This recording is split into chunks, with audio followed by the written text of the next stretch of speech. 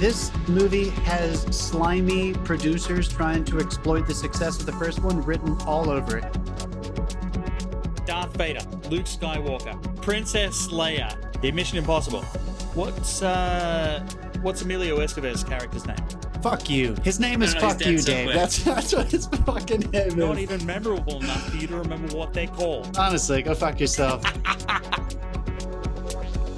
And I can't help that Woody wrote Andy a note in Toy Story 3. If I got a note that said, "Hey Jeff," and it turned out that it was that is literally the premise for Chucky.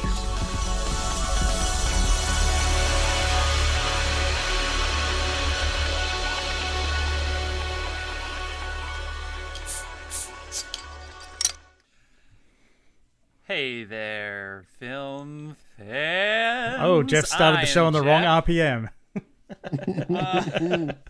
Someone turn him up to 45. Hey, Phil. God, come on. In the intro, we never get through an intro. Hi there, film fans. My name is Jeff. I'm Dave. And I'm John. And welcome back to The Love of Cinema, a pod in which we challenge one another to discuss movies both new and old with a strictly positive critical eye. That's right. And to avoid any lazy negativity, we are making this a drinking game. Yes, it is. Drinking game! And since I'm in my childhood basement, my parents bought my beer. Thank you, Mom and Dad. Thanks for watching. Jeff still can't buy beer. That's right. This is a positive criticism podcast. We focus on positive critique. We don't like those stuffy old negative podcasts. So anytime we say anything negative or, let's say, stupid about a film, you're going to hear this sound. And it's going well. It's going well. There you go. There's the sound. You're going to hear that sound, and that sound means we're drinking.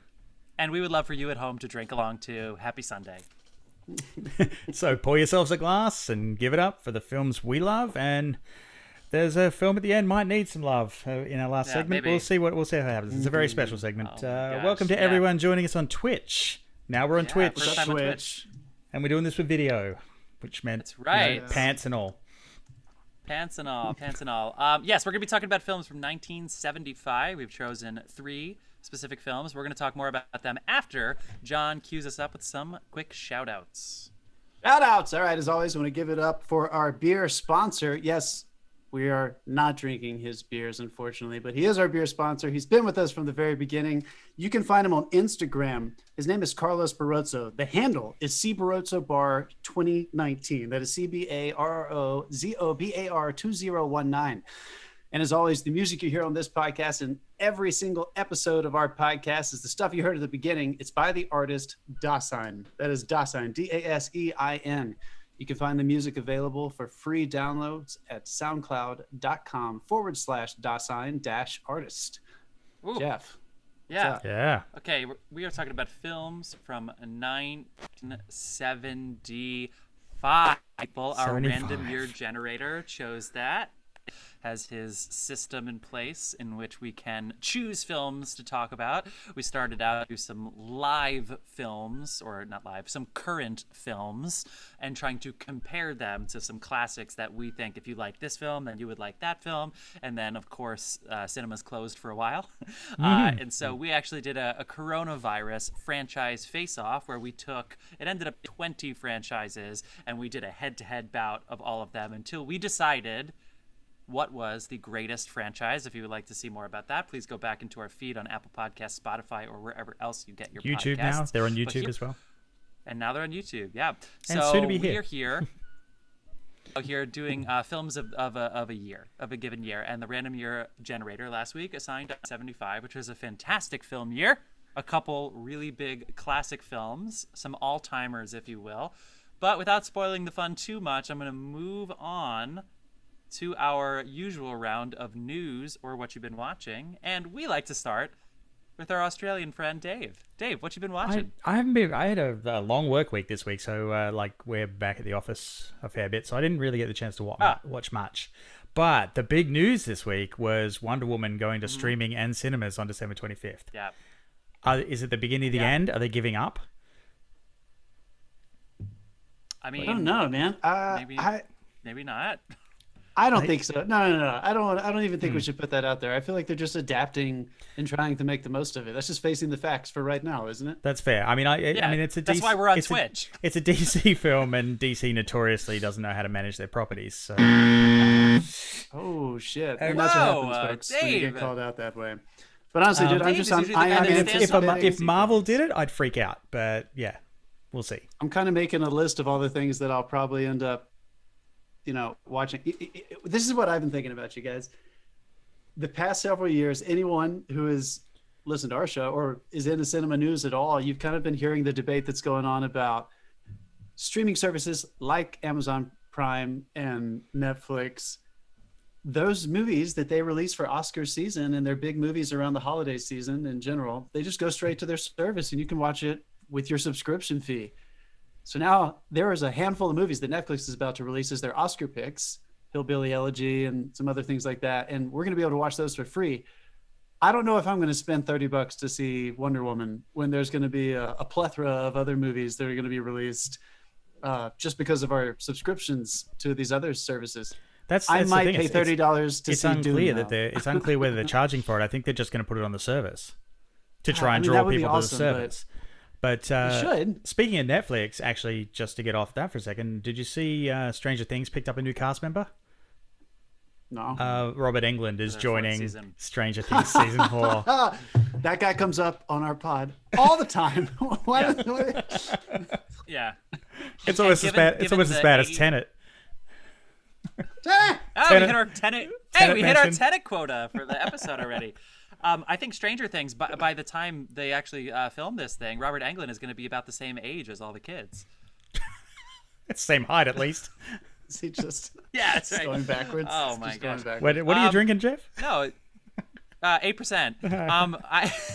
We just started. I think, it's a calculated risk. HBO is desperate for HBO Max. People are still kind of complaining about it and bickering, and maybe this is their play. I love HBO Max. The irony about this model, especially I love it too, but it's just people are confused about why it exists. Why doesn't Roku have the deal yet? Why is that still up in the air? Apple TV, if you don't get the new Apple TV or you haven't done the update, you don't have HBO Max. So it was for a huge company, it was unraveled clunkily. Now they may have thought they had it all figured out, but if you've been paying attention to our country this year, the past couple of years, things don't happen seamlessly at the same time as everybody else. And the fact that they thought they were going to release this app and overnight everybody was just going to switch from HBO to HBO Max, they were clearly wrong. And so maybe this is sort of their Netflix-esque ploy to just put too much money into something, and so that way it can get it generated up and everything. Because the whole model of spending $30 for these movies works for kids' movies, where you have kids and you're going to watch it. As we were talking about that, yeah.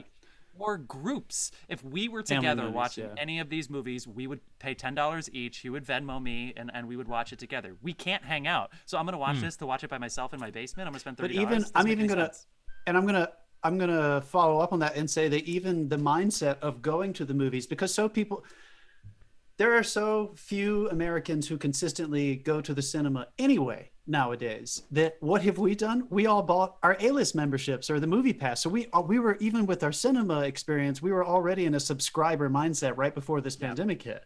So I can't remember the last time I spent $30 on a single movie. I haven't done that in years. I've been a member of one of those services for a long time. I try to go to movies in the movie theater before, shit hit the fan. So I think this is wise for them to just go ahead and lean into this as much as possible. It sounds like there's some stuff they're going to need to talk about with how they negotiate fresh releases to streaming services. But I guarantee you the money is there to be made. They just need to maybe change some of the ways they used to do those deals. It's no longer a back-end distribution to a streaming service that's lined up 2 weeks after a DVD release. So maybe they just need to renegotiate some stuff, but it's the same concept. It's the same premise. Why would I spend extra money to see something when I wasn't doing that last year when things were normal? You know what I mean? I'm with you. Dave, I thought you said the big news is. I thought the big news is going to be the announcement of Deadpool 3. I thought that's going to be. That's. I mean, they've announced Deadpool 3 6 fucking times. Until I see one of Ryan Reynolds' joke trailers, I'm not signing on board for this at all. There's so much shit. Tatiana Maslany was She-Hulk and then she wasn't, and then something else happened and it didn't in the same week. It's like nobody's bothering to check their fucking sources anymore. So this could be the same bullshit we've had for the last 6 weeks. Do you Okay. think Rick Moranis? Do you think Rick Moranis is going to be in this one? Have you seen that commercial with Ryan Reynolds and Rick Moranis? Oh yeah, He needs a win. he's He got needs to a be win. in there. He's got to be in there somewhere. He's got hit in the face. He's got to be in. All right, I watched more West Wing this year, this Cool. past week, which Way was to really keep it- fun. But I thanks for also keeping us did. relevant. Yeah. But I also watched Battleship, which Dave talked about last week. It's one of my favorites. I had no idea that was an alien movie. That came out of fucking nowhere Yeah. for me. So Battleship is directed by Peter Berg. Anyone give me my Friday Night Lights fans, my Patriot Day. What else did he make? The The Lone Survivor. Lone Survivor and the oil rig one. Anyway, so I did not. So this is his action movie. So it feels it's all the multicam, tons and tons of editing. Everyone, there's like 5 camera operators with cameras just running around on battleships, and he's just cutting together stuff. It's got all the music you think it would have. It just also has an alien invasion. So it was kind of, A very shiny alien invasion. I had much more fun than I thought I would. I didn't even consider seeing that movie when it was in the theaters. I don't think they marketed it correctly. I did not know that's what it was, but it was is pretty fun. ridiculous It's on fun. HBO Max. Yeah. I think it's on HBO Max if you want to Nice. get a little drunk and have fun watching that shit. Jeff, what'd you watch? The Crown. I'm in, man. I love Oh, The fuck Crown. yeah, I I've always haven't loved The started Crown. yet. People are losing their mind I over think that. I think this is the best season yet so far. I'm 6 episodes in. The way they introduced Diana is perfect. It subverted my expectations in the perfect way. It was sweet. It was innocent. It was, it's not what I expected. And then to watch her slowly take over the family and the fame and just the way they ease into it, and then they back off it, and then they go back to the queen. Goosebumps, dude. It's really something. I'm really into I it. need to do it. I need to do it. Thank you. Yeah, and then Queen's Gambit's next. Okay, so cool. It's time for us to move She on. finished- People, we're talking about. No more Yeah, Nurse no, Jackie. She finished Nurse No, Jackie. we're still. Oh yeah, another because time, you're not another together. time. Yeah, got it. In the All same right. place. But she started the Queen's Gambit without me. Did she listen to my podcast and know how much I wanted to watch it? And then she watched. Well, doesn't matter. Aw, Hey, come on. Yep. love. People, we're talking about films from 1975 here on the podcast today. It is time for us to move on. 1975 was the year generated by our random year generator. So, number 1 at the box office, one of the most important films of all time. It's got to be Jaws. What else? It's Damn, Jaws. Jaws! Why are we singing Jaws? That's a Bill Murray reference there for all Bill my Murray SNL reference. 40. Oh God. Oh my god, I can't remember the rest of it. It's so good.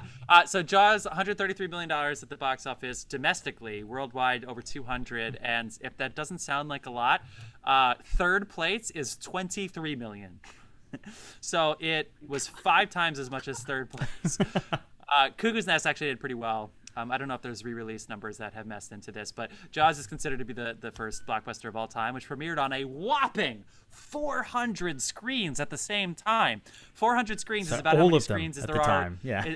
That's how many there are in California right now. Right now, I think usually you get like a 2,000, are there 3,000 releases? It's usually between 2 and 3. That's usually like a 2,500 is pretty Yeah. standard apparently. That happened- for a pretty good release. That happened because of Jaws. So Jaws 1975. We could have talked about Jaws. It's November. You all know Jaws is great. We could talk about it for 4th of July next week. I spent a lot of time in Cape Cod thinking about Jaws this summer. We did not choose Jaws as one of our films. Number 2 is our first film that we're going to be discussing, which is One Flew Over the Cuckoo's Nest at $59 million, which is a lot of money. And Jack Nicholson did get back-end gross points for that, so he got very wealthy with this movie. Number 3, so all the other movies are going to be $1 million range. So you have Shampoo next, which is a Warren Beatty film. You have Dog Day Afternoon, our second film that we're going to be discussing, comes in at 22.5. Return of the Pink Panther, Peter Sellers, get at me. You got 3 Days of the Condor, which is a Robert Redford, Faye Dunaway film, directed by Sidney Pollack. Funny Lady, number 7, never heard of it. You have The Other Side of the Mountain at number 8. Tommy, which, by the way, Tommy was apparently my parents' first date was to go see Tommy. I can't. It actually worked out. It actually worked. Tommy is one of the weirdest goddamn movies I've ever seen in my life, and that was their first date. So sentimental value in the Ostermuller household for the film Tommy. I mean, way to which set the bar. Introduced. Yeah. And then you have the Apple Dumpling Gang at number 10. Moving over to the Academy Awards. This is our weekly reminder that we're not obsessed with the Academy Awards, but it is a tentpole as to the legacy of this year. One Flew Over the Cuckoo's Nest won the Big Five, is what they call it. It's one of only like 4 or 5 films to do this, where it wins Best Picture, Best Director, Best Writing, Actor, and Actress. The Big Five. So you have Milos Forman wins for directing. Producer Michael Douglas.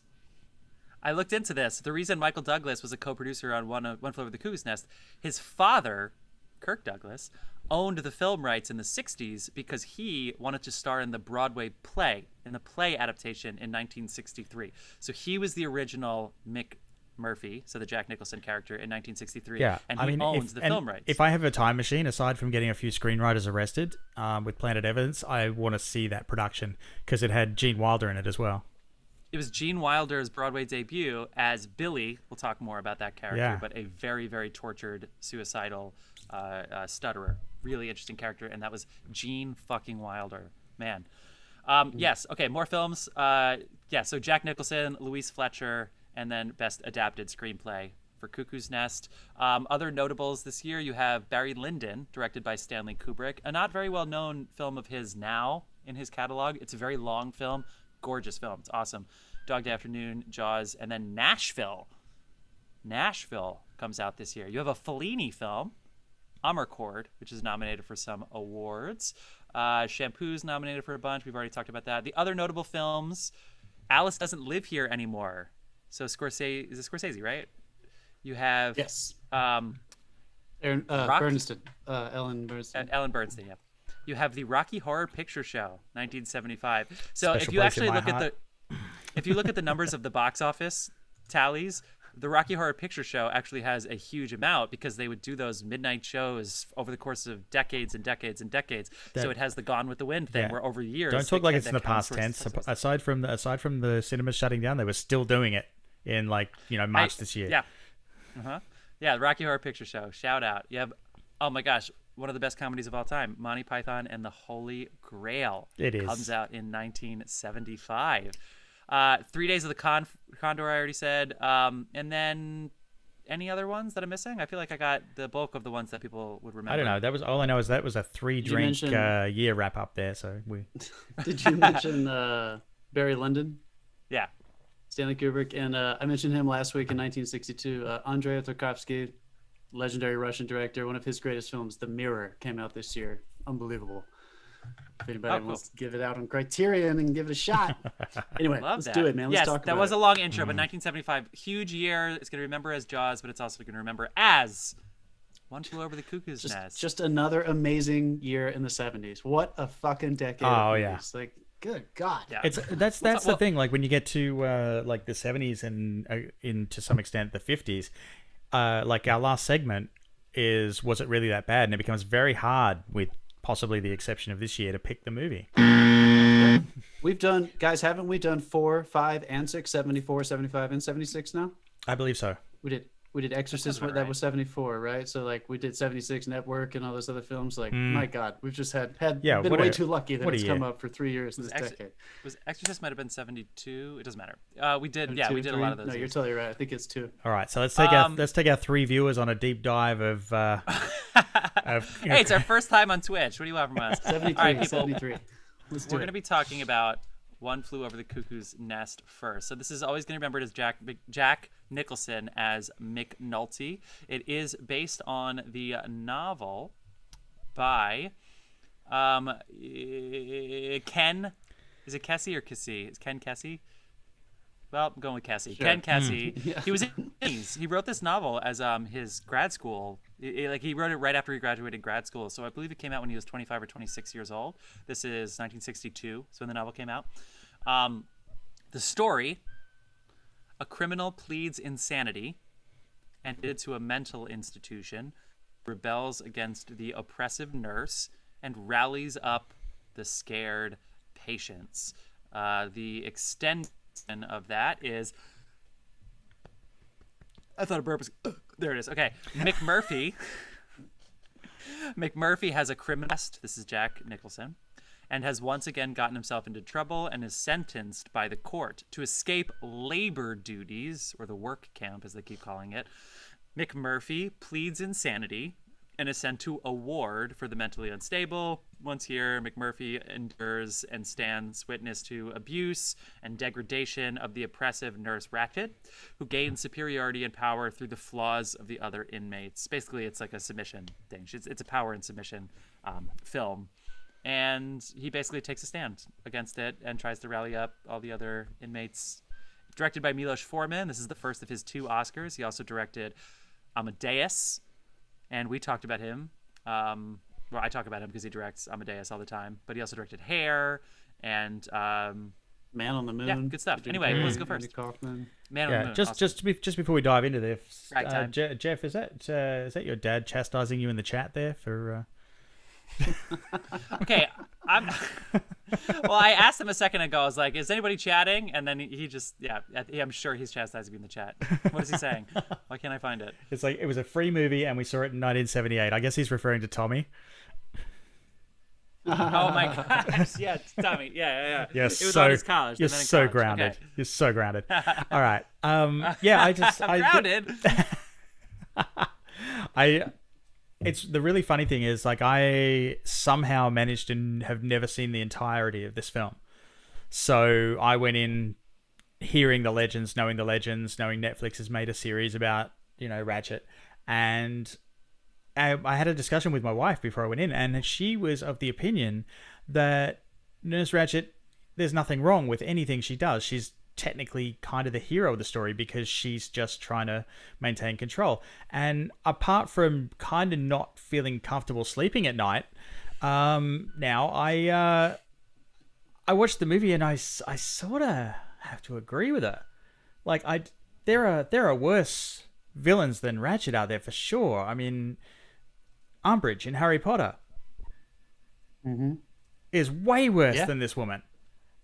But yet she's the legend. She's like, keep going. Yeah, she's there's this whole legend and mythology built up, and I don't know where it's coming from like the movie that I saw, but I do love watching Jack Nicholson in a film where he's really restrained, and he gives he knows he doesn't steal scenes. He knows his moment, and sometimes he knows like the beats where he's just got to sit back and let someone else do it, and that's a mark of a really good performer. So I want to compliment that. Because that was, he's always good at that. Unless he's the Joker. Yeah. In which case, he's stealing every fucking scene possible. Do you give the director some credit for that? Because at this point, he's a presence. Oh, Nicholson. dude. Milos Forman, can you imagine? It's his second film in the US. So you've made one other film in the US, and they go, oh, yeah, we've been talking about this for a while. We're going to make this. Okay, who we got? Oh, we got Jack Nicholson, Louise Fletcher, Danny DeVito, Christopher Lloyd, and Brad Dourif. Now, sure, nobody knew how good Brad Dourif was going to be at the time. But holy crap, what a cast for your second film out in the US. Yeah. Well, just the ego of Nicholson. I mean, Nicholson wins the Oscar for this movie, and he gets up there and he thanks the first person who ever took a back-end credit for the film because it made him more money. That's his Oscar speech. So obviously we love Nicholson. I'm not knocking him for having an ego, but I mean, directing that, he's a good sport. John, you know more about him. You read his autobiography, but I mean, the ego of this guy to go, it's a perfect role for him with McNulty. And then he also subverts your expectation really, really well because he's always doing something. And so I feel like he does play it to the director well, where it's basically like, you show whatever you need to show, but I'm never going to be sitting still. Yeah. Those group therapy scenes where he's laughing and giggling and he's like looking around the room, like he's never just listening. He's always actively listening, And so that's kind of I feel like it's up to the director to make sure that's, it's just the right amount of Jack. You're not too much, not too little. Yeah, I think whenever you have a star like that, you're gonna have to make a decision ahead of time for how you're going to cover a movie that is based on an ensemble cast with a gigantic star at the center of it. And I think you're right. Like, how do you make sure that this movie doesn't become a Jack Nicholson movie? Even nowadays, when you watch it now, when he's a legend. And it still watches like a really strong ensemble movie with a really great actor at the center of it. I credit both of them. I think Jack knew what he was supposed to do. And I think Milos Forman understood a way to film this, especially by putting so much emphasis on reaction shots, that it created this atmosphere of being able to not necessarily get in the minds of these people. I think that happens slowly. You do get in their point of views a little bit, but just to be invited into an intimacy with each of the key players who make up the ensemble in this institution, Jack becomes one of them. You kind of start seeing them through the eyes of all of them, not necessarily one specifically, but you're kind of watching Jack in the middle of it. I wouldn't even say that I feel like I have McMurphy's point of view in this movie, which I think is one reason why, to your point, Dave, you do kind of successfully have a conflict when at the end of this movie, when he finally goes for Nurse Ratched and puts his fucking hands around her throat and starts choking her out. You do kind of feel like she might be the hero of this movie, and I don't think it's supposed to be clean. I think you're supposed to live in that conflict for a little bit, but I do want to give Jack credit, though. I think a lot of times people in, my generation, especially, and Jeff as well, people who are coming up studying actors, sometimes Jack slips through the cracks because he's a little older than De Niro, Pacino, and those guys who really exploded in the 70s. And he's also not Italian, so even though he screen tested for The Godfather, he was not in any of those like really intense, very successful new wave Italian character based movies that Martin Scorsese and Sidney Lumet were making in the 70s and 80s. So Jack has always kind of like been Jack, but when you go back and look at his early work and read about how serious he took the craft, it kind of relieves a little bit of that fun that he had being such a massive movie star and talking about his quote, his money. Like he didn't do anything for less than $10 million as soon as he got there.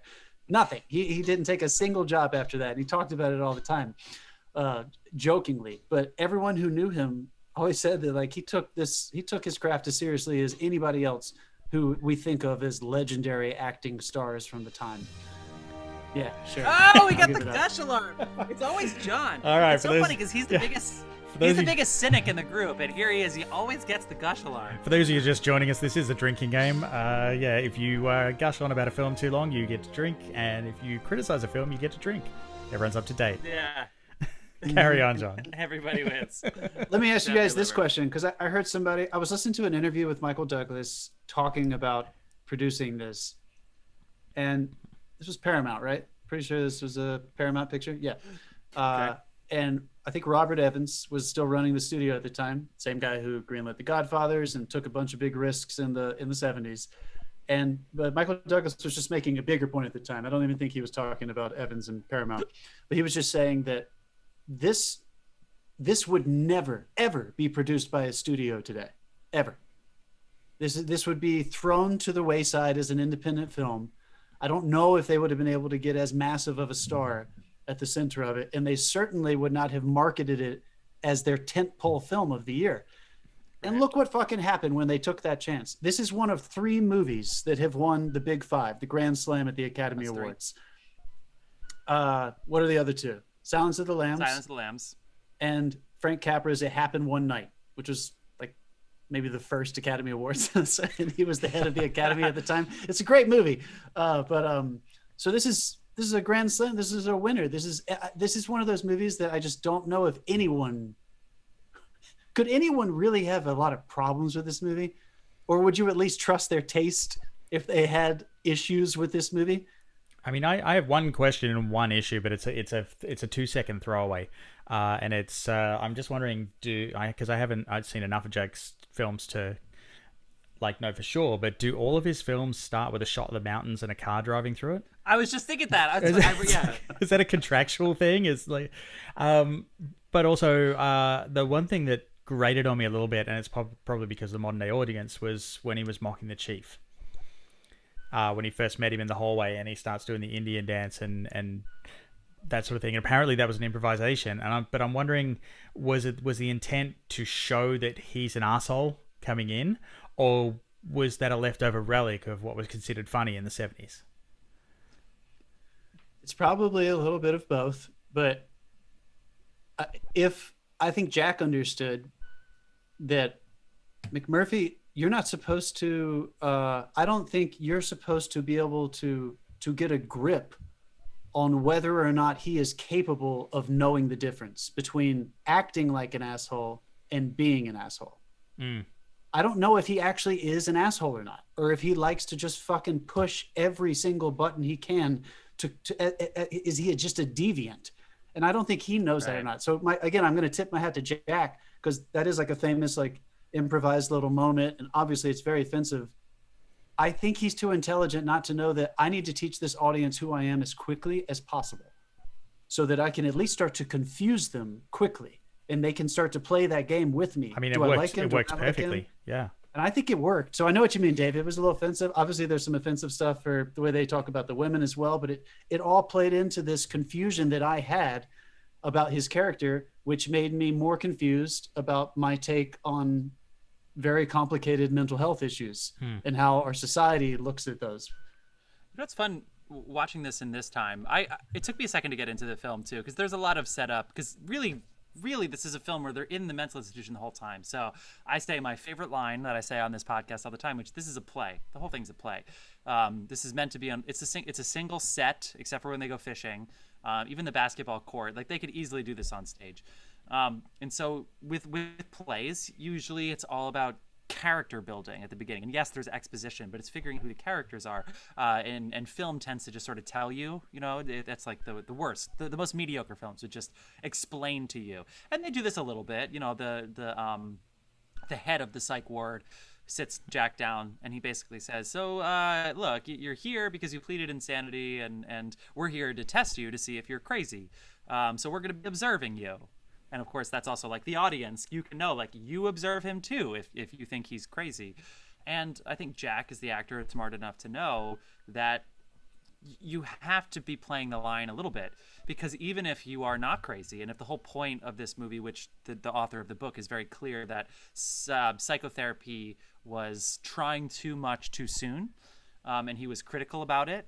He explored with a lot of experimental drugs not too long after this book came out. So before the movie came out, he would have happenings and he would experiment with doing different drugs to treat PTSD, Vietnam War, et cetera, et cetera, et cetera. I think Jack being offensive like that is something that nobody would take the chance on nowadays. And I'm not saying that you should offend Native Americans in this film, but I think you should if your character would. If you've ever been on the internet, there's a lot of offensive shit out there. So if we don't broadcast any of that on television, then we're not entirely in tune with what's going on. Again, I'm not endorsing offensive content. Yeah. There's more offensive content coming up in our third film, which we have to talk about. I don't know. We'll figure it out after the 8% beers sink in. But I'm gonna defend offensive content if it's honest, if it's truthful to what a character is doing that is going to build a story responsibly. It would be irresponsible to not do it if he was actually like that. Right? The only reason that I brought that one up is because it was a singular moment that stood out from everything else, and it just didn't feel like it fit to me, mainly because it made me uncomfortable. Also, isn't that great though that when you finish the movie and you see that giant character arc of friendship that he has with the chief, you think they're never going to have that because he makes fun of them the hardest at the beginning. So I think, again, Jack, maybe he had this whole script in his hand and he was like, there needs to be a moment at the beginning where you think there's no fucking chance the chief will ever talk to me. Yeah.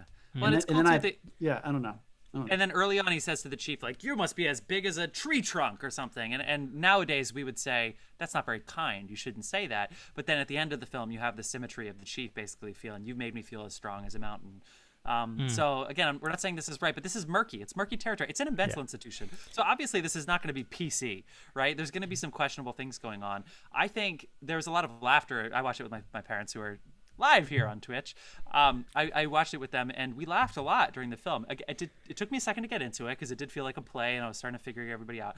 From the fishing trip on, I don't think it gets any better at all, like on any film. But we were laughing a lot and never once in this film did I wonder if that was okay. Because in a way, I'm laughing at people with mental illness. Yes, dude. I want to get back to Nurse Ratched soon too. But like, I was really impressed by that, by just the way that I was accepted as the audience into this weird world, warts and all. You know. Also, just quickly before we move on to Ratchet, quick shout out to Danny DeVito. Holy crap! Yeah. Like, and Christopher Lloyd, who's basically like a Kramer. Kramer's got to be based off of this somehow. I mean, like Christopher Lloyd was amazing. I want to talk really quickly about that comment you just made, though, because I had that conscious thought as well. Like, I'm like laughing at them. It's not with them all the time, because I know, but I think this movie, there is a taboo that is associated with mental health disorders that, has always been there, no matter if we think we're better at dealing with it now than we were. Obviously, there's, over history, we don't lock people up and throw away the key anymore. We got rid of institutionalization, and this doesn't exist anymore. What happened to some of these people who are in the background? But that point you're making, I feel like Milos Forman, Michael Douglas, Kirk Douglas, all of the heavy, decision makers who wanted to make this movie, I think they understood that one of the powerful aspects of this vehicle is that it's going to touch on the issues we were just talking about. What is inappropriate? Why is it okay to love these people? Why is it okay to love them? Because to laugh at them because you love them, because you start to empathize with them so heavily and you feel so involved with them, and there's such a lack of judgment in the way that the camera captures these people that you feel comfortable laughing with them. And honestly, I feel like that is the most important medicine we can have right now in this very sensitive age in our time where everybody's fucking terrified to do anything wrong.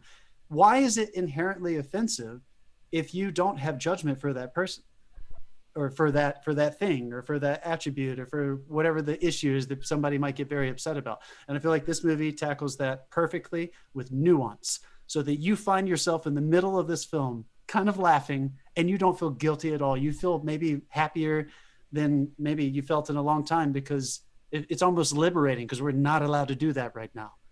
Anyway, let's do it. Let's keep going. I just want a quick one quick thing. The doctor's on the pier when they're on the pier, and he's passing them all off as doctors. This is doctor this is doctor that. Have you ever seen the Dan Aykroyd film The Couch Trip? No. I'm wondering whether this was inspired, because it's literally the plot of that movie is a mental patient impersonates a doctor and gets a radio station interview and goes on air as the psychiatrist, but he fakes being a doctor, and he's giving people on air as a radio. He's basically giving people advice on air. Walter Matthau is a shout out. Watch The Couch Trip. It's very dated, but Walter Matthau is a fucking highlight in that, because he's just a crazy on the street that Dan Aykroyd picks up and he follows him around. Always hilarious. Awesome. Well, okay, so I would love to quickly talk about Ratchet. I know we're already kind of, thanks to my intro, getting into this a little bit. So I'm going to go ahead and say two things. I'm going to gush a little bit about Ratchet here, but also kind of pull back a little bit, in that the pitch for the movie always oversold what I saw Ratchet as. So they always say, basically, Nicholson sees this domineering presence. Dave, you brought up some really good examples of Dolores Umbridge is the perfect example. Nobody can possibly see the fifth Harry Potter movie and not know that Dolores Umbridge was a domineering authoritarian presence who overstepped her. And if she got her way, then everybody would be the worse off for it, for sure. And so I watched this movie and I'm like, she's not authoritarian enough. Now, having seen a lot of plays, for instance, this is a manipulative person. So a lot of these people are there voluntarily, which is a huge reveal in this movie. And the reason that they're still there voluntarily, and the reason that McNulty really rocks the boat a little bit, is because they believe Did you just call him that McNulty? she's the only one. I'm sorry. You went to The Wire too much?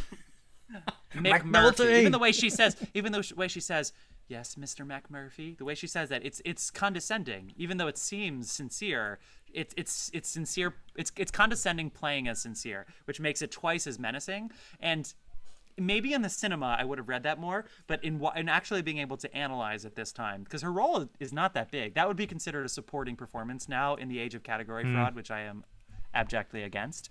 That would definitely be considered a supporting role. But the way she manipulates everybody with that psychosis, and you never even see her do the electroshock therapy. She doesn't actually do it. You just know that she's in charge. Just schedules and I'm it. sure in the book it's worse.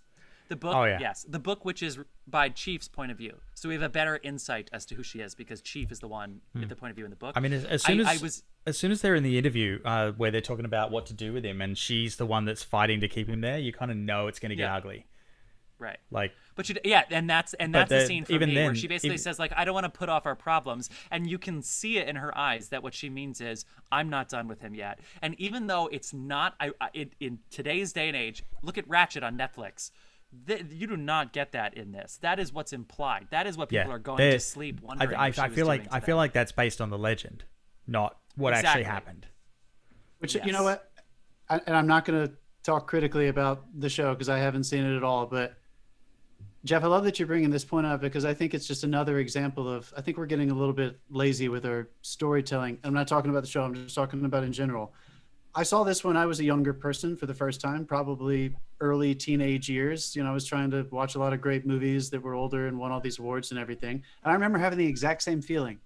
And then watching it as I got a little bit older, and certainly within the last 10 or 15 years, as I developed, you know, better senses for watching and interpreting more complicated stories and storytelling, this became much more interesting to me because you have to work a little bit to get on McMurphy's side so that you can see her the way he sees her, because the movie doesn't spell it out. Yeah. So there's that's that right, one exactly. scene, and I think that says something that like we shouldn't have it.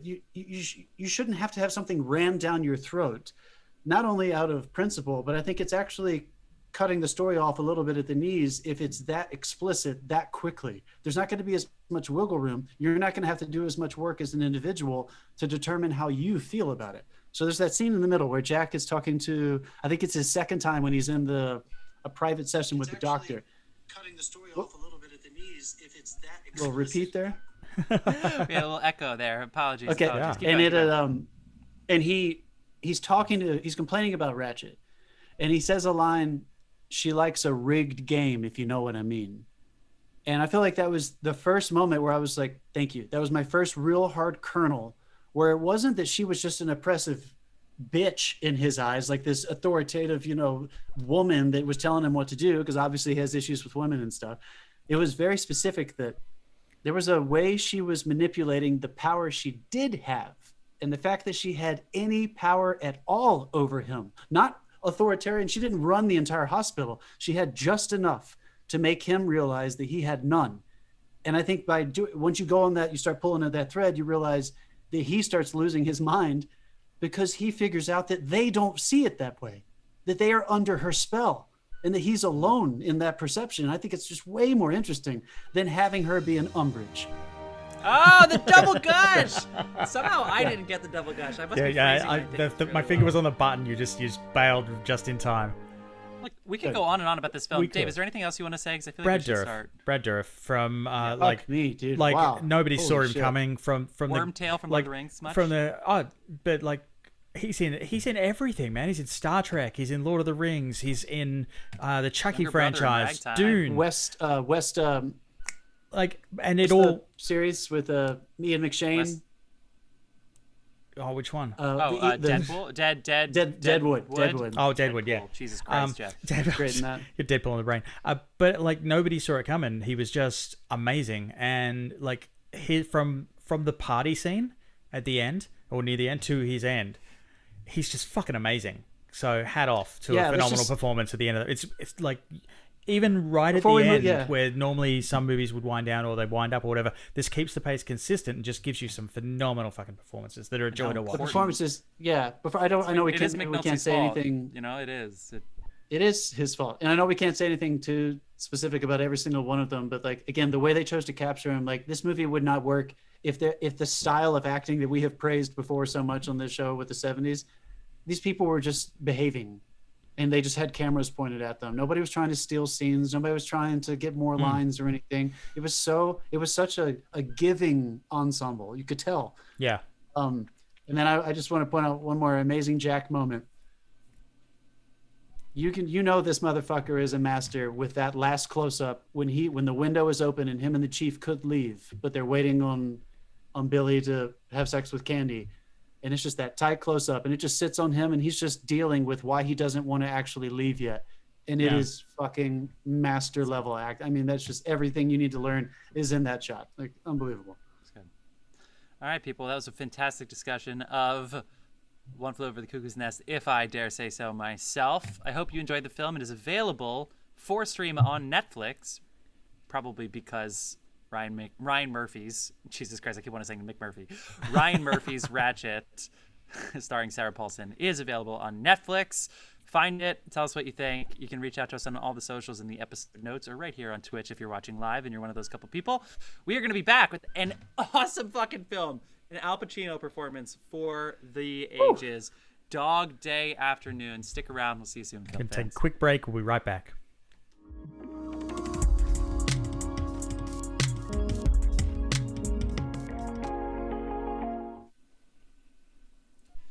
And we're back! We're back! Oh my gosh. I hope you had a good time. Breaking in real time. Breaking in real time. We've never done this before. I hope you had a good time talking about One Flew Over the Cuckoo's Nest. Yeah. We are going to continue our discussion of films from 1975, talking about Dog Day Afternoon. What a weird expression that they made a title of a movie. Dave, you want to talk so bad? I see it.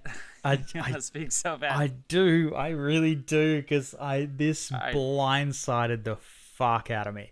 I hadn't seen it. I didn't really know what it was about. I looked up what the event was, and I was like, oh, okay, this sounds like it'd be interesting. And talk about fucking pull you in. Holy shit, dude. I laughed so hard in the first 30 minutes of this. And I would kind of liken it to, and I know I've made this reference before, but I'd liken it to Falling Down, where like for the first half an hour of the film, it's a wild ride and you're laughing, and then all of a sudden it starts getting like not so funny. It's like this escalates, so yeah, the basic premise is these guys decide to rob a bank. There's three of them. One of them lasts about, so I want to say 30 seconds into the robbery and then bails. That's one of the funniest moments. And it's just basically everything that could possibly go wrong during this robbery goes wrong, right down to like the head teller being a stronger woman than the two robbers are. And but like the fun thing is like it's worth it just for the first like 2 minutes of this movie. It opens with a shot of like old New York, and my wife was watching it, and she's like Brooklyn born and raised, and so she's like, this is still there, that's still there, that's still there. And it's like, but it should have given it away, because it opens with a shot of the Circle Line and then pulls out, and there's an old Carnival cruise ship sitting there, and if that's not a sign something's about to go horribly wrong, what the fuck is? Dave, with years of experience on the sea, comes in with a Carnival cruise ship joke. Come at me, Carnival. All right, so yeah, Al Pacino is the mastermind behind this bank robbery, and he has his friends John Cazale, who plays Sonny. John Cazale, you may know as Fredo from The Godfather. John Cazale is up there on every sane person's list of the greatest supporting actor of all time. His famous stat, John Cazale, is that he was in 5 feature films. That's just it. He's a theater actor in New York. 5 films. All 5 of them were nominated for Best Picture. He was in Godfather 1, Godfather 2, The Conversation, Dog Day Afternoon, and The Deer Hunter. That's it. And I'm done. Those are his 5 films. Yeah. He also dated Meryl Streep. So, come on, all-timer. He's an all-timer list, right? Wow. Yeah, he dated Meryl Streep. And they were together. And actually, De Niro... So, him and... John, we can talk about this some other time, because I know you love the connection between Pacino and De Niro and Meryl Streep in the 70s. He was dying of lung cancer, and that's part of the reason he was on The Deer Hunter. And Meryl Streep is his girlfriend. It's part of the reason that she was in The Deer Hunter, and De Niro was a fan. So anyway, it's incredible. Apparently, they all shared an apartment at some time. Cazale, De Niro, and Al Pacino. How about that? That's so good. So anyway, I think the most important setup for this movie, yes, Dave, you said it brilliantly. They're robbing a bank. The third person, literally in the first 30 seconds of the robbery, says, "I'm not gonna make it. I can't do it. Yeah. I'm not gonna make it." And Al Pacino's just like, "Okay, we'll go." So he sends him home. Al Pacino walks in with a flower box, so it looks like a box. It looks like he got a gift. And then John Cazale, it's a briefcase and their guns, and they rob the bank. And what I will say about this is they do know a lot about banks. I think that's helpful to know. So it's not just a buffoonery. Like Al Pacino his character did work at a bank, so he knows how to set off the trip alarm. He knows that money is going to set off the die. You know what I mean? Like he just doesn't know the logistics of being a robber. Like he's dropping fingerprints everywhere. They're dropping everyone's real name. It's a shambles. Like, case the place, for the love of God. Yeah. Like also, he had to spray the camera with paint, and like he realized he wasn't tall enough to get up and spray the camera with paint, so he had to go and get a chair and spray. It's so great. Yeah, the robbery is definitely not union. There's a reason. I'm going to set it up this way. I know that, it's a bank robbery that goes wrong, and it lasts hours because he gets busted. The cops, the FBI, everybody shows up, and he has the hostages. But he's not mean to the hostages. Not at all. He just has them, and so he's trying to figure out how to get out of it, and that's the premise of the movie. We should point out this is based on a true story, too. It's definitely based on a true story, real. And I think it was the year before, 74. So, or maybe it was 72. It was like in the early 70s that this really happened. And we'll talk about more of the details. I think a great thing to know is this. Al Pacino was leaving Godfather Part 2. He was filming Godfather Part 2, and this was the next movie he was going to do, directed by Sidney Lumet. And he didn't want to do it because he was going to be exhausted from Godfather 2. And so Sidney Lumet said he was offering the part to Dustin Hoffman, and Al Pacino said, abso-fucking-lutely not. I'll do this on a day's rest if I have to. So he refused to let Hoffman have this part, but he insisted that John Cazale be the sidekick, because in real life, the sidekick was not somebody like John Cazale. So the two of them come together, very under-rehearsed, and they basically live on set. It becomes a play. They rehearse and then they shoot, right? Like no rest. A lot of this was improvised too, if I'm not mistaken. Real. A lot of it came out of rehearsals, and even more was improvised. The famous scene with John Cazale where he says, "Where do you want to go when we get out of here?" And he says, "Wyoming." That was not in the script, and then they had to like call back to it 4 times because it's such a ridiculous thing to say, because Wyoming's not a country, but it wasn't in the script. Anyway, another thing to know about this movie is, we talked in the last segment, Jack Nicholson, One Flew Over the Cuckoo's Nest. John had mentioned that not a lot of people talk about Jack as far as as far as one of the great actors of all time, which he is. He's 3 Oscars, if that matters. Pacino is. And part of the reason he is because of movies like this. He does things that in acting school, you're taught to be like Al Pacino. The way he struts outside the bank, any movement class you've ever taken in acting school or theater class where they teach you how to move, not a single one of those fucking classes teaches you how to walk the way that Al Pacino does outside of that bank. The way he's in the bank and he's hurrying, but he's wearing nice shoes, so he slides across the floor, has never been done in a Shakespeare production that I've ever seen. So all like the traditional classical ways of teaching acting, Al Pacino defies all of them, and yet it's somehow better, more enchanting. What you said, Dave, about him not being able to reach the thing, this is like an actor's dream come true. Stop trying to be funny. Put yourself in situations that you could never get out of. It's like, this is an actor's dream come true, this movie. I watched this when I was like sedated on Percocets a long time ago from surgery, and I've never forgotten it. And watching it again, it just was like, it's like PTSD watching this movie again. It's so great. I got the gush! I don't even know how long that was. That could have been a 7-minute rant for all I know. It was so good. John, you've been quiet. What did you think of the movie? No, I like listening to...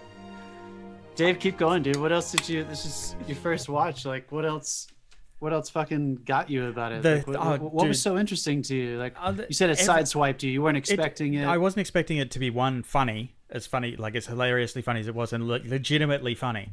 And I wasn't expecting such diverse characters in it. Like they like when his wife turns up and it's a guy, and like they go down that road, and I was not expecting that. But like, this is the turns that the actual event took. And I was like, this is a bold choice in like 75 to be like playing this kind of role. And I'm glad they did. It was an awesome choice. But there's also like the head teller was a fucking highlight for me, because she is just amazing. She's up him. She's up the cops. Like when they she's telling the cops off. She's taking shit from no one. And every time, and then half the people in the bank end up being nice to these guys. As it goes through, it's just, there's so much to love about the movie and almost nothing to hate. I think there's. Did you think about the Family Guy scene where they're like, "Is this your first bank robbery?" And like the little girls don't want to leave the robbers because they had such a good time. I was enjoying this film so much I didn't even cross-reference a Family Guy reference. I thought about that a lot. Sorry, John, what were you saying? I think this movie encapsulates the term, because we use this term sometimes when we're talking about styles of acting and styles of storytelling. This movie is the pedestrian movie. Every single aspect about the way it's captured, the way it's performed, the way it's written, there is nothing. God, and I mean this positively. There is nothing overtly cinematic about this film. It is painfully grounded in pedestrian realism, which I think is what creates so many obstacles, because it's almost like a slice of life in a heightened circumstance. Yeah. Like, my brother and I were talking the other night about how we both struggle sometimes with like cop movies and heist movies, unless they do what this movie does so well, where the circumstance of the heist or the thing that's happening actually is just a vehicle to deal with a character drama. So like this whole movie yeah, it starts out in this ridiculous, absurd way where they're gonna like rob this bank, and then more details get introduced, like the fact that he's doing it so that his wife, the man, because he has two wives. He has wife, a woman that he has children with, and he has a man that he married who he also calls his wife. He wants to pay for her sex change operation, and that's why he's stealing the money. So the circumstances are absurd, but the circumstances take the back seat for me. So more about what happens with the slice of life interactions, like you're talking about, Dave, between him and everyone in the bank, specifically the slow arc that happens where Al Pacino's character, Sonny, begins to realize that for the first time in his entire life, he can make a difference. He can make people's lives a little bit better. And those are the people in the bank. And then the people outside. Jeff, you were talking about just a quick little anecdote. I have heard before that Al Pacino came from the actor studio. They do a lot of work with animals. Folks, that's when you literally like take home the prowess and the way an animal might move. I've heard that he worked with a tiger in a cage outside on the sidewalk, like a tiger, like inside of like in a zoo or something. So he couldn't escape from there. He couldn't actually break out and kill anybody, but he had that energy. When he finally realizes that the audience, for lack of a better word, that is forming around these cops on the hottest day of the year in New York City is getting fucking obsessed with him. And he starts the Attica rant and realizes that he has power. For the first time in his entire life, he has power.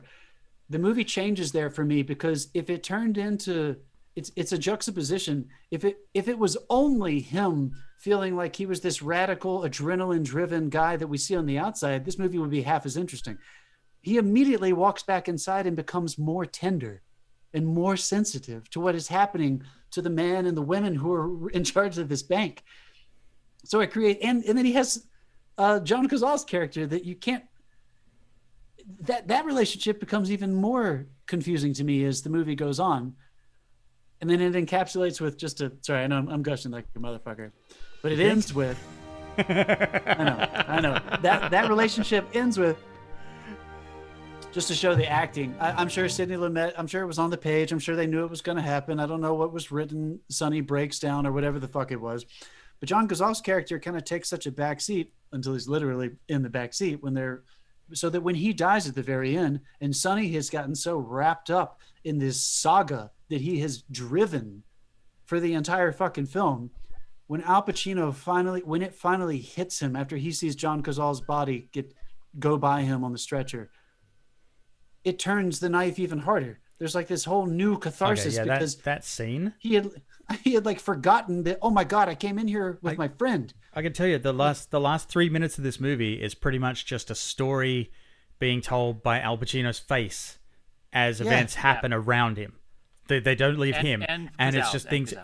But no, like, well, I mean, by that point, the last 3 minutes. Yeah, the last 3 minutes. Yeah, it's just Pacino, and things are happening around him, but it's him. And it stays on him, and it's like, holy fuck, dude, what a performance to carry that. There's another scene as well when it's like he can carry something like the will scene where he's writing out his will because he thinks he might not make it, and he's got them notating it. But that is that is literally just a close up and a wide, and the close up is all his face, and they just bounce between the two. There's nothing else happening in that scene except him. Yes, Sidney Lumet is so obviously playing by the rules here. So let me preface that for just a second. They made Serpico together. John loves the rules. We got to break him. He's like the other house. Yeah, you got to break him. They did Serpico together in 71, 73. Can't remember. I think it was the year before. 3, it was after Godfather. It was 3. So they had teamed up already, right? So they knew each other, and Sidney was just playing by the rules so well. It's so formal, and yet it works so well when you have an actor like that that's going to dictate camera movement. He did not move the camera unless Al went out of frame. That's basically what he was doing. And there's one where he did, and it's so noticeable. And it's the phone call with Leon, where Leon starts on the phone. He's calling him to, like, they're having a conversation. Yeah. And it's a really private conversation, but Leon, you can't find Leon anywhere. Like there's the people, the action outside, and there's a cop there eating his dinner, and right down the bottom right corner of the frame is Leon half behind a cupboard talking on the phone. They make you find this man. And once you found him, then they bring you past and like expose him a little for when he stands up and becomes animated. But I thought that was a really, really interesting choice of shot there, and it really worked for me. That pushing, well, it just established like this Just guy is not in an intimate situation. He's standing around with fucking 400 cops standing around him. It was to put him in to put the man in the corner of the frame and make you look for him. It was like he was going, see this man, find this man, see this man. Yeah. So this is dramatic, and we know he's never going to get away with this bank robbery. So his final plan is to get a helicopter to land on the roof of the bank in Brooklyn to take him to an airport, and then he's going to take hostages with him on a plane to Algeria, and then they're going to drop him off, and then he's going to get out, and the plane's going to take him home, and that's how he's going to escape. Obviously, you're at home, and you're like, okay, I can see where this is going to happen, but how could this happen? This is not going to fucking happen because we know this is based on a true story. This can't happen. This movie's fucking hilarious. Other than, like, obviously, even though you're watching a bank robbery that you know is going to go wrong, this is truly the look in John Cazale's face every single time they turn to him, where he realizes. So John Cazale says early on, he's basically the bodyguard, and Al Pacino gets to go outside the bank because Cazale is inside with the gun and the hostages, but they know that he knows that Cazale's not going to shoot any of them. But Cazale says, like, I will if I have to, and Pacino believes him, and it actually catches Pacino off guard. He's like, I know you would. Fuck, really? Even though that's like his leverage, he's basically questioning his own leverage. And then, of course, the last scene in the van with the keep the gun pointed up is haunting. Yeah. But every single time anything happens, and they look to Cazale, and he has a look on his face, like Pacino will come up to him and it's like, it's going good, and Cazale's looking back, knowing that there are 45 FBI agents outside the door, and all he's doing is just staring at Pacino. He's not even flinching; he's just staring at Pacino, and even Al is like. So one of the things I loved was also some of the B characters, like the wife, when he called his actual wife, like his wife. Jesus. Yeah, and she doesn't want to talk to him. Or doesn't. No, she won't stop talking. He's trying to get a word in edgeways, and she literally. I needed him to scream at her, and it got so frustrating. You could feel his frustration, and then when his mother turns up outside, and I'm like, oh my god, one of the best delivered lines in the movie, where he's like, "Where's Pop? Did Pop come down?" She's like, "Oh, is he pissed at you?" It was like, yes, that whole scene. But it was the full 70s. Was he pissed off at you? This is just such a good rule. I don't understand. Like, I know things change, cultures change, art changes within that culture. I get it, but that's I was going to bring that up as an example when we were talking about, like, just going back to that theme. Every time we're in the 70s, and I always bring up, they did it differently back then. They acted differently. They spoke differently. They behaved differently. The repetition that was available. And it's not that they were improvising like crazy in front of cameras. That stuff came out of rehearsal. It eventually found its way onto the written script, and they performed them that way. So that scene is a good example. Every fucking screenwriter teacher would tell you, look, you probably shouldn't be writing something that's more than a couple pages per scene. How long do you think that fucking scene was on the page? Are you kidding me? Yeah. How long do you think the dictation scene was? How long do you think the phone call scene was? You have to give room. So I know I made that comment about the rules, but like, obviously within the way he covered the film, he was Sidney Lumet was completely raising up the performances so that the storytelling subverted the form. Even though he was capturing it in a very naturalistic, let's just put it in front of there and let's just let these actors tell the story. He was letting these people change the way we would normally watch a heist movie by just letting them behave. And we just don't do that anymore. All those great scenes would have been cut in half if they were produced nowadays. I mean, we do. They're just in indie films. They're not in studio tentpoles. You're not getting that there anymore. We had that discussion last week. But I still think they're a little bit more nervous to do that because the style of acting has changed. Jeff and I have talked about this many times on this podcast, and we've bitched about it for years and years and years. But like, here's a perfect back and forth that encapsulates the acting style of the time that was led by people like Al Pacino. The first argument between him and the detective. Then what are they pointing the guns at? What are you talking about? They're pointing the guns at? No, they're still pointing them. It goes on for minutes of them just repeating at each other. And it works. It fucking works. Somebody in the editing room nowadays have been like, we probably should cut here. And you have to just ask yourself, why? The stakes are being raised. There is tension being created. And the more they keep yelling at each other and the more frustrated that detective gets, the more power is taken away from him. So I don't know. I just feel like there's so many examples where it's a style thing as well that makes this movie so good. It's not just that the acting in general, the story in general is great. The style was necessary to tell this story. Do you agree with that, or am I Oh, yeah. projecting? No, No, de- I 100%. agree with that. I mean, there was one other line that stood out in that phone call where he's like, yeah, I don't like it. They walk around, they got masks on, they got a bunch of things on their heads. It's crazy there. He just described New York in 2020. Yeah, that's right. This is he saw it in the future. Well, I love Algeria? so it's a Is that what you're bank. talking about? Yeah. Yeah. It's a bank, and they have a live telephone line going to the bank. The FBI doesn't get the line for a little bit into the movie, so a TV station calls and talks to Al Pacino and then- says, "Why are you robbing a bank?" And Al Pacino goes, "Didn't they tell you they got money here?" And then the guy goes, "Well, what if we offer you $100,000 to put this to rest?" And he goes, "No, I don't need to be paid for this." He's like, "What?" It's like, Yeah. it's so funny. I wrote down that Charles Durning, who's like that negotiator, the hostage negotiator guy who works for the FBI, and he's trying to level with Pacino. He's a cross between Chris Farley and Jackie Gleason. Well, my mom actually said Jackie Gleason. So, Mom, if you're still watching this Twitch, you got to drink. But yeah, I thought that the hostage negotiator is so good. So Chris Sarandon gets the Academy Award nomination for playing Leon. And yeah, he was good. I think Billy would have been better from the other movie, from too. Cuckoo's Nest, if Yeah. he had this part. I think he was playing the character. I think we hadn't seen a lot of The gay characters detective. on screen. The detective guy is unbelievable in this movie. You never know if he's in on it or not, even though you know he's not in on it. You know what I mean? Like, He's just trying so hard. I mean, it's so pedestrian that you actually feel like, is that really what fucking happened? Was this guy in the street just putting his entire career on the line like, with this? why? this Put your gun loose down, guys. cannon? What's wrong with you? I told him to put their gun down. It's like, I don't trust you, but I kind of believe you. There's also, I also want to touch on that. I was not alive. Dave, maybe you can. You weren't. You didn't live here at the time. I Jesus. don't know what it was Ageism like in, here. in the '70s. No.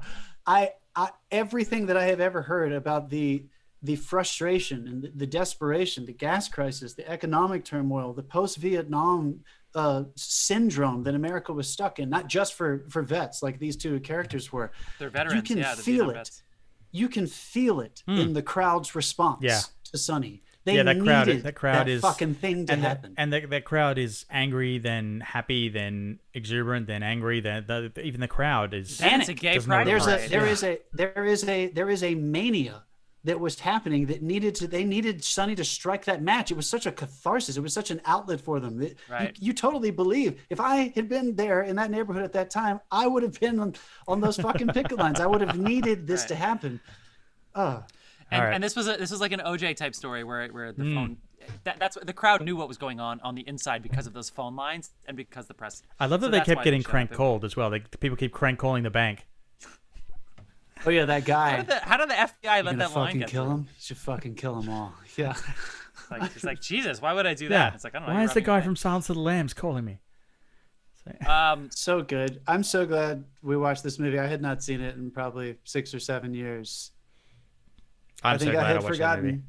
Every time we watch movies from this period, I'm just like, oh yeah, they knew what the fuck they were doing in the 70s, dude. This Gritty. is Also, how awesome is it that it opens with B-roll of the city, as Yeah. you do in this kind of movie, and it's Elton John blasting the song I had never heard of called like Amarina or something. So I don't know if Elton John was out in 1974, but how cool is it that it's like a badass song by a gay pop star? Yeah, that's good. And this film, you don't realize that that's what this is about at first. Obviously, we're spoiling it for everybody listening, but you don't realize, even if you see the film, you just see Pacino. Yeah. And then you don't realize that's what it's going to be about. It's Last point. it'll get like we gave away the first 30 seconds pretty much. You gave it away. Last point I want to make: the going with that crowd thing, the way you this point of view, like even though clearly you're with Sonny, but like you feel like you're a part of it, the way the crowd is a part of it. That scene in the middle when John Cazale walks up to Al Pacino and says, "You promised me that we would kill each other before we would go back to jail." So that like took it way up a notch in terms of like dramaturgy. Like it just like takes the drama way up, but it also clarifies what's happening to Sonny's character, this purpose that he now has in his life that apparently he had no purpose. He was ready to fucking kill himself if he didn't get this money until all this stuff started happening. You know, I'm a big fan of endings and how important they are when they can nail that bullseye of the essential emotional theme. They nailed the bullseye. You feel like all the air is taken out of you at the end of this movie when it finally doesn't work out for them and he finally has to come back to reality and he's going to go to jail for the rest of his life probably. It nails it so clearly that rise and fall. I mean, it almost makes it all the way up until John Cazale gets killed, even though you know it. I mean, come on. We've said it I had already. already said We've it. said it already. I already said it. But anyway, just All right, another friends. amazing example of like really, Yeah, really we need to move this along. storytelling. All right, we chose two fantastic films. It kind of plays with our gimmick a little bit of drinking when we say negative things, when we just talk about awesome fucking movies. Yeah, but we these are got classics. we got to pick worst movies. So just stick around 1975. for the third one. We got to pick worst movies. So we're gonna. I don't even know how we do not. We do not talk about these movies ahead of time because otherwise this next movie we probably avoid it. But now we have to fucking talk about this movie. Guys, we're going to talk about Death Race 2000 in a second. Death Race 2000 came out this year. It's David Carradine and Sylvester Stallone the year before Rocky. Yeah. Before Didn't see that we coming. get into it, the random year generator has already generated us a year. Since we're on Twitch, we're not going to do it live, so we already have our year, and we're not going to announce the films that we've chosen until the end of the next segment. But Dave, can we announce the year? Sure. Next week we're going to 2014. Woo! 2014, people. Yep. All right, so get a beer, listen to some Dasein. We are going to be back in a couple minutes with our final segment, Death Race 2000. Was it really that bad? See you soon, Phil.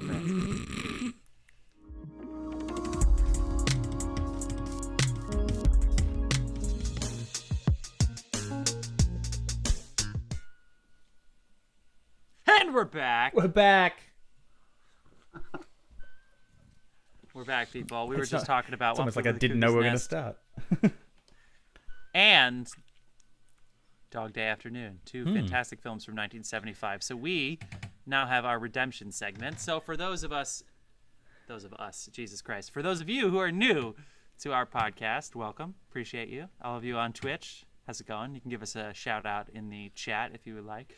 I've chatted twice recently. Once was a mistake. So there you go. Going well today on Twitch. People, we're going to be talking about Death Race 2000. So now here's how this goes. This is a drinking game. So the gimmick is we drink every time we say something negative about a film. So now we've been recording for about an hour and 15 minutes or so. And now here we are. We are going to be talking about a film that we know was not praised. We know it has some... It was not. We know it has some feedback that was not positive. And now here we are. We have some drinks. I have two. I mean, what could possibly go wrong? It's Herbie Goes Bananas with butts and bombs. It's Herbie. Just so much. You go with Herbie? Yeah. Okay, hold on. All right. Because so, they sped that car up too. Hold on. So here's the pitch for the movie. This is IMDb. This is Death Race 2000, 1975. Death Race 2000. In a dystopian future, I'm going to go ahead and say somewhere around the year 2000, from 1975's point of view, a cross-country automobile race, get this, requires contestants to run down innocent pedestrians to gain points that are tallied based on each's kill's brutality. The longer version is, in the year 2000, against the backdrop of social turmoil, political unrest, and rampant anarchy, a now totalitarian United States of America, sound familiar, supports They a were 20 years ahead of their time. annual... A now totalitarian United States of America supports a brutal annual event to pacify the masses, a la the Hunger Games. The infamous transcontinental road race, scoring points simply by running over unsuspecting pedestrians. The national champion driver, Frankenstein, played by David Carradine of Kill Bill fame, has to race against fast contestants such as the beautiful cowgirl Calamity Jane, the neo-Nazi Matilda the Hun, the Roman gladiator Nero the Hero, and, first and foremost, the Chicago thug and ambitious challenger, Machine Gun Joe, played by Sylvester Stallone the year before Rocky. Who will score the most points in the Violent Death Race 2000? So this is the year before Rocky. So when everybody sits there and says, Sylvester Stallone was just an unknown actor. And no, he was in this movie. He was pretending to be an unknown actor because he did not want to be known for this movie. That's how he got Rocky's script produced. He was John, you can't No, he can. He can. He can. Fuck, you can. That's the setup. So there's two things going on. You want to race to the front, but there are checkpoints. So it's timed, kind of like the Tour de France, where they have stages. So you want to be the fastest driver, and you also want to kill the most amount of people. Sort of what it is, right? Because they like have they have group massages. Ironically, don't they blame the French by the end of the movie for the state of the world? Yeah. We're definitely going to talk about that. Well, they do it because they apparently are pro-Nazis in this movie, which is very offensive, which we'll talk about in a second. But yeah. So it's basically you want to be the fastest, you want to kill the most, and then you get additional points for kills, such as senior citizens get more points, teenagers get more points. It's totally fucked up. It's ridiculous. But then again, if you like the Hunger Games and think this is offensive, you should just go to sleep tonight and just think about that. Oh, Rue died, but she had to for the Hunger Games. This movie sounds fucked up. No, you need to sit back and think for a second. Anyway, who wants to go first?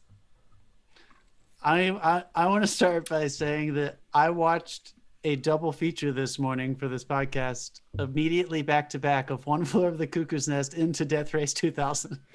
Are you okay? And I felt like I was McMurray, like watching the second thing. Look, to its credit, McMurphy. To its credit, I forget his name wrong. You're right. We've called him three Death different Race things 2000. during the course of this. Death Race 2000 knows what it is. I will give it that. I feel like we are they a positive understood. film criticism podcast. Good job, John. You nailed it.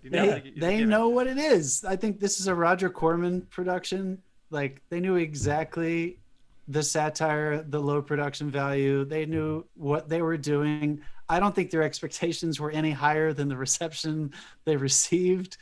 I think that's why it's probably aged a little better than you think it has. A 6.2 rating on IMDb is not that bad. Show some respect. This spawned a 6-film franchise.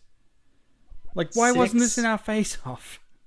6 films. Yes. I mean, it's just so ridiculous. Now, I felt bad for every woman in this movie.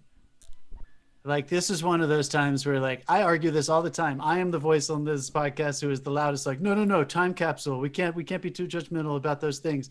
This was tough for me to watch. The sexploitation in this movie was very offensive to me. Yeah. Even though they knew what it was. Let's give women positions of power, but also they're naked. And then show them naked. Yeah. Like, every single female character in here, except for that great grandmother who led the resistance, was naked multiple times.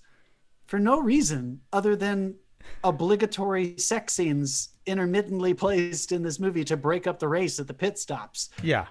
I don't know. I thought, because there was even a way, that's the thing that let me down the most was that I don't think they handled that with the same satire that they handled the rest of the movie. I don't know. Actually, like, I don't know. He's got he's got the woman there, and he's like, I'm dancing, and then I take my gimp outfit off, and now I'm dancing in my undies. And there was a little bit of humor in it. I was okay with that scene. I'm glad that he went on to star in season 1 of American Horror Story. The dancing was silly. The second time when she was just, where they just literally pulled back just to show her naked from behind, laying on the bed, I was like, I don't know. There were a few things like that where I was like, that was totally exploitive. Yeah, that was extremely exploitive. And then they cut to another angle of her that like still showed her hips in a certain way. It's like, I don't know. It was starting to get a little softcore porny, and I wasn't laughing in those scenes the way I was laughing the other times. It felt like they were trying to sell some tickets with the sex, not sell the tickets with the absurdity of it all, and use sex as part of the absurdity. I don't know. Anyway, I don't want to concentrate on that. Like every other there's way more going on in this movie. In the 70s. Yeah. You're right. What I would say to this is, if you liked Ford versus Ferrari, and you also liked swastikas, this movie is definitely for you. I mean, how fucking prescient. Jesus. Prescient, however you say that word. Portent, whatever. How, isn't that crazy? They're governing from Moscow? Yeah, I mean, like, are they, nothing is did more, the people who write this, are they fucking time travelers?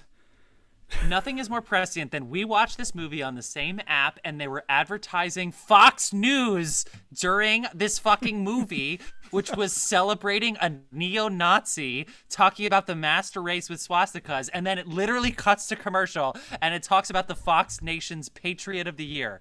Are you fucking kidding me? Which by was, the way, which as was on the day Dave before. Out, already happened. So they are advertising. They are literally just advertising patriotism in America and Fox News I'm just gonna go out on a limb. offensive film. It is fucking absurd. fuck I you, know I Fox said a News. joke that probably was not it was not in kind, but think about it. Like, this movie has swastikas all over it. Advertisers should be running for the fucking hills, and Fox Nation is like, let's talk about Patriots of the Year. Who are the best Patriots? This is the time to have that discussion. You've got the cowgirl, Matilda the Hun. Like, get the fuck out of here. That's it. I'll tell you Who wants to follow me on that? the opening wide shot where they they come in, they show the stadium and they're showing the races, and then it cuts to a fucking wide shot, and it's a stadium with a cartoon drawing in the background of a futuristic city, and it just made me laugh out loud in the fucking bad way. That was just so classic Corman. Every single interior scene was like, what empty retro office building did they take over to film scenes? There's that one moment where they're it's at the second pit stop, and it's supposed to be like a gathering. There's a band playing, or at least there's live music, and there's supposed to be some like people there dancing, and there's like 6 people. It was just classic. The low production value was just fucking Also, when great. they send the girl to find him, like to find Frankenstein. By the way, if you're gonna call your character Frankenstein, I expect him to be bigger. Are you talking about David. penis size, or are you talking about human size? Well, they only showed the naked women, really. So That's right. He did There were say, some male butts, by the way. wasn't that the lead in to the first sex when she said, what else did they replace? And he was like, give me a minute and I'll show you. yes, it was. So stupid. But like, Do we know? Do we know ridiculous. Title Tiki? By the way, is Title Tiki a friend of the pod that we know? yes. Tiki sounds familiar there. Title Tiki is send a laugh into our chat. So shout out to Title Tiki. Also, there's one scene where Frankenstein is he's all totally in costume, so he's wearing his black gimp outfit with his black cape, This is David Carradine. and he senses someone coming, so he presses himself up against a white wall. Who the fuck you hiding from, bro? Oh my gosh. Oh yeah, and I know we're just making fun of it now. This is terrible, but that fight scene I'm never gonna forget that fight scene. That Was the Stallone fight scene? unbelievable. Yeah, that was incredible. They were This like, is Stallone and Frankenstein. So we don't have enough Stallone money. and David Carradine. Yeah. we don't have enough money to cover this well. Let's pull all the way back to the corner of this giant warehouse and just show them from a distance for 2/3 of it. Oh my god, it was just so hilarious. The masking, it was so far, the hits were so off. good. It was wonderful. It was wonderful. I liked that. I thought it was hilarious. Let me provide a little bit of context about what's going on for No, everybody. So no, also, you so the race starts in New York, and all of a sudden they say they exit the Lincoln Tunnel, and they're in New Jersey. And I'm from New Jersey, and I promise you that is not New Jersey in 25 years. There is green grass. it's not going the there, other there way. are mountains. Yeah. It's lush. I was like, where are the swamps and the oil refineries? I'm from New Jersey. What the fuck? They are clearly in California. So the location scout failed this movie for sure. Can you buzz the location scout for this fucking movie? Okay, but I don't mind that though. Okay, so the cars are meant to kill.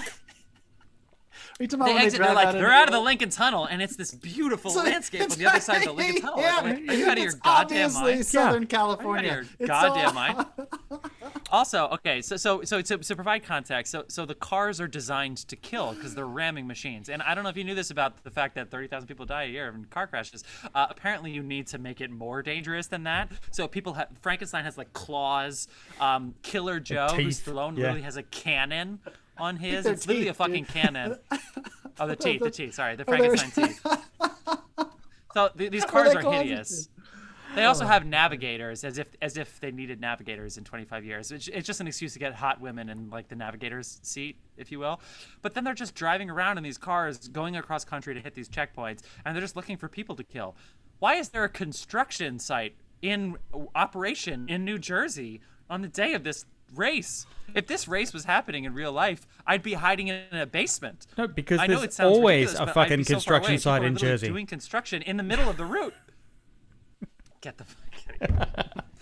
Anyway, so what ends up happening, because we know this movie's offensive, and the caricatures. So there's like the cowgirl, and all the fans in the stadium are like wearing cowgirl outfits and hats and stuff. So anyway, they're all caricatures, but there's a resistance, because this has to be the last time. This is literally the Hunger Games. There's no way that I think it's Suzanne Collins did not know this. Suzanne Collins, Therese, is it Suzanne Collins, the author of Hunger Games? There's no way that they didn't know this, because there's a resistance and it's on the inside. But because everything is filmed live, which, by the way, flaw, Frankenstein takes his mask off, but they see every crash. So how do they not see his fucking face and that it's not actually scarred if they see all the crashes? Flaw in the movie. Anyway, so they You found the flaw. You found the found flaw. it. You found it. Wait, hold on. Sounding a lot like negativity. What makes it okay is that the ultimate goal of this is that the person who wants to win gets a handshake with the president at the end of this. You get a handshake with the authoritarian president, and the winner, one of the winners out of the 5, actually doesn't want to win. They actually want to cause. They want to kill the president. But I'm not going to tell you which out of the 5 it is. But they might want that. And there's the resistance. But one of the person who does has a hand grenade. And it's a hand grenade awesome. brought to you by the most fucking literal props department in the fucking world. It's so great. It's like built into a glove. So good. Yeah. Therese says, yeah, Suzanne Collins. Thank you, Therese. Okay, great. So anyway, the resistance is trying to kill the drivers because they think this is a ruthless game, like the Hunger Games. And so the press, the media, who loves the event, just like the Hunger Games, and they make a lot of their money off of advertising and glorifying this event, just like the Hunger Games, claims that the resistance that is very clearly trying to kill people, and everybody knows something is going on, is the French in the American Commonwealth. The French. And I knew it. Wait. The quote they say here. Are you ready? Wait, this is so good. Where is it? Quote. The French. The French have Jeff. crippled. Damn it. Hold on. The announcer on TV has said the French have crippled our race, our economy, and our telephone. What the fuck are they talking about? The French have crippled the telephone? The French bought AT&T. Anyway, what happened? Like they hacked the telephones. They pretend that the resistance trying to kill everybody in the race and therefore kill the president. They claim that is the French. Yeah. Wow. Because again, the German, they love the Germans. I mean, which is why Fox News is advertising this fucking movie. Jesus Christ, Rupert Murdoch. It's really Save funny. us. It's like I mean, let's just take a look at the script for a sec, because I don't want to say that this is written in the most predictable fucking way ever. But my wife was quoting it, and she's never seen the film. Yeah, I mean, you know what you're in for. I'm going to go to bat for it, though, because you brought up Hunger Games, and I was thinking about this while I was watching it. I haven't seen all of the Hunger Games, but I think I've seen 2 or 3 of them. How many are there? 4? 5? Yeah, there's 4 books they made into 5 movies. 5, yeah. Okay, so I think I've seen the first 3. Wait, I just lied to you. There's 3 books that they made into 4 movies. I mixed it up with Twilight. I know that's something I do very often, is mix up Twilight and Hunger Games. 3 books, 4 movies. That's for you, Yeah, Jeff. thank you, Dave. God damn it. What I Catching struggled Fires with, 2, Mockingjay Part 1, Part 2. what I appreciated about Death Race 2000, it always frustrated me a little bit with the Hunger Games, the movies at least, I haven't read the books, was that there was an absurdity in the entire world over how they felt about the way the media was covering this dystopian existence, and especially these races. I always felt like there was a weird dichotomy that didn't work for me in the Hunger Games movies, where like everything that was happening to the people was told in a very realistic, grounded, dramatic style. And then you had people like Elizabeth Banks's character that were completely absurd. It never made sense to me. So to Death Race 2000's point here, I don't know. I feel like it actually worked a little bit better for me just because it was in line. The whole movie was absurd. So I wasn't supposed to have to figure out what would it feel like to live at this time when some people are living normally and some people are like this news anchor. I appreciated that it was cohesive. The whole world was absurdly different than our world is now. It's not like, can you imagine if this happened? It's like, no, this is fucking ridiculous. Yes. Of course the news is like that. I don't know. Do you know what I mean? Therese wants me to drink again for mixing up Twilight and the Hunger Games. No, John, we you're buzzed him for 100% that. Right. Yeah. It is supposed to be satire. It is. Yes. They are aware about that, and I think you're right. That's good. Yeah, I mean, the role of Frankenstein, I read in the IMDb trivia, was originally offered to Peter Fonda, who considered the movie too ridiculous for words, and I am firmly on Team Fonda. It's ridiculous. Dude, how could you not be? Dave, go. Let me get you to dive into the gimmick. What was your favorite part of the movie? Your absolute favorite part of this movie? My favorite part of the movie is the fact that it almost had a Thelma and Louise ending. Almost. You're right. That's And good. I don't feel like it would have suffered for it. It might have redeemed the film. John, what was your favorite part of this movie? The fight scene, for sure. That was just... Oh, yeah. I'm never going to forget that. That was Rocky.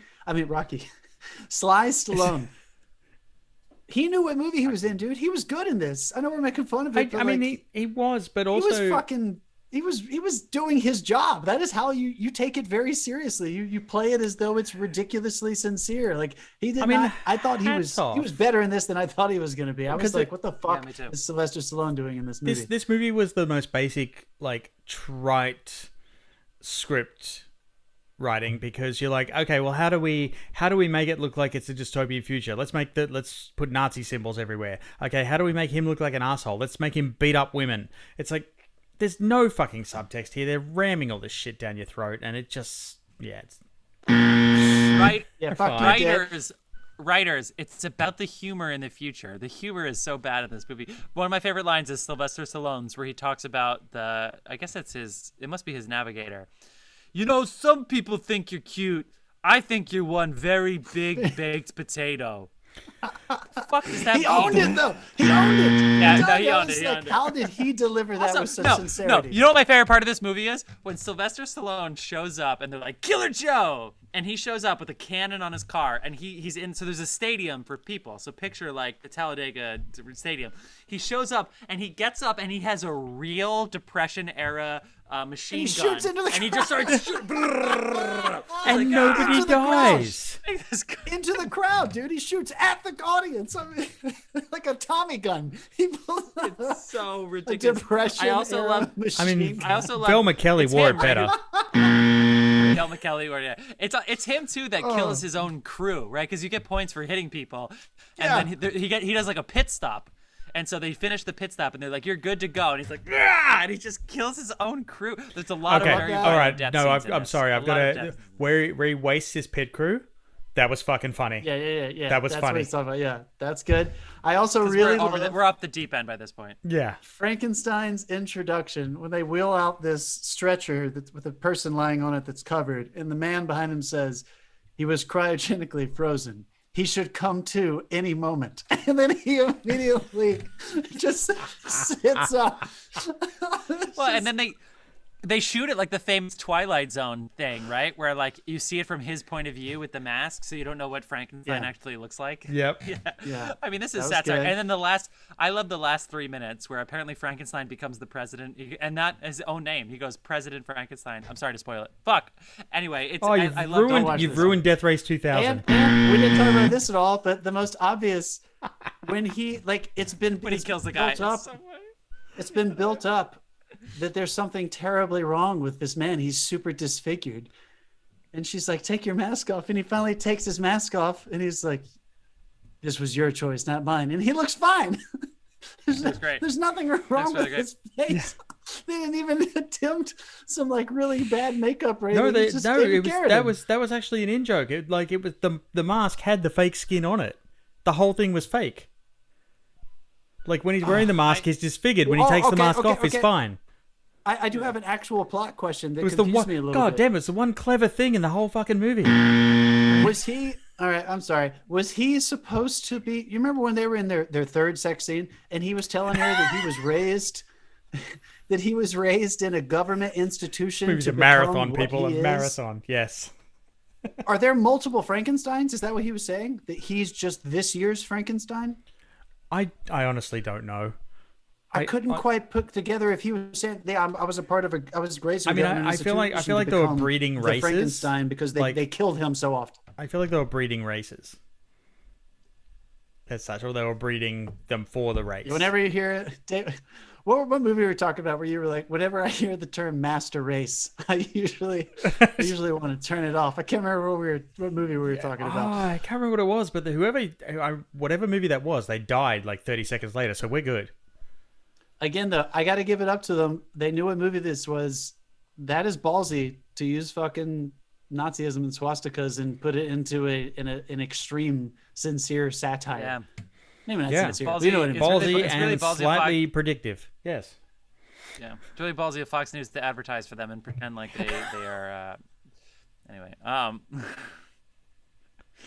anything else you guys want to say about this film? I think we covered everything. I think it's pretty harmless. It's an hour and 19 minutes long. It starts immediately. It ends immediately. Oh, I did like the it's little harmless if you end know that it's coda. offensive. I did like the tiny little end coda where over the credits there is a voiceover that explains the history of murder and violence in humans. Yes, I thought that was really interesting. I was like, okay, there's a little commentary here. Like unfortunately, when you watch that on streaming, you get about halfway through it, and then it skips to the next thing that it thinks you want to watch. I got it on YouTube. I was able to watch the whole. Yeah, watch this on blurb. YouTube. It's better on YouTube. Hour 19 minutes. Give it a shot. Drink a couple beers. Have some fun. Let's keep going. What are we doing? Throw a watch party on Twitch. You can do it. 14, you guys. 2014. Yes. 2014. We talked about it before we got on the air tonight, so we already have them ready to go. Otherwise known as 2014, the year where all the streaming licenses have fucking run out. Because we basically we did not have luck. Usually we have some everything. luck, and we're like when we're going through the back years, we find stuff on streaming. For some reason, I think I think we worked it out. There's like a 6-year period where if you're in that 6th year, all your licenses run out and they don't renew you for a year or so. So 2014 has almost nothing on streaming. So we're going with Ex Machina. It's on Showtime. Yes, and we're going with Nightcrawler. I forget where that is. Jake Gyllenhaal. I think that's a rental, isn't it? I think that one's on Netflix, actually. I don't know. Netflix, yeah, that sounds right. Yeah. Netflix, yeah. And we're gonna play Was It Really That Bad with the movie Noah. The biblical epic starring Russell Crowe. I'm gonna need you to say biblical. just one more time. You're right after all the right Thanksgiving. words and all the right places. The biblical epic starring Just a little sneak All right, film preview. fans. Jeff fell asleep the first time he saw that movie, so I can't wait for him to actually watch it so we can talk a bunch of Wait, you remember that? very positive film criticism about it. You remember that? That's movie gonna go that well. I fell asleep during it. I wasn't the only one. Everybody fell asleep. Aaron woke us up. Okay, she hit us and was like, "No, you made me come to see this movie. You can't fall asleep." I was like, "Okay, all right." We're gonna be talking about those films next week. Can't wait, film fans. Anything else you guys want to say before we head out? We'll be back next It's Sunday. fun. Thank you, Twitch. Yeah, we'll be back. See you next Sunday. Great to We'll be meet back. you. Thanks, Twitch.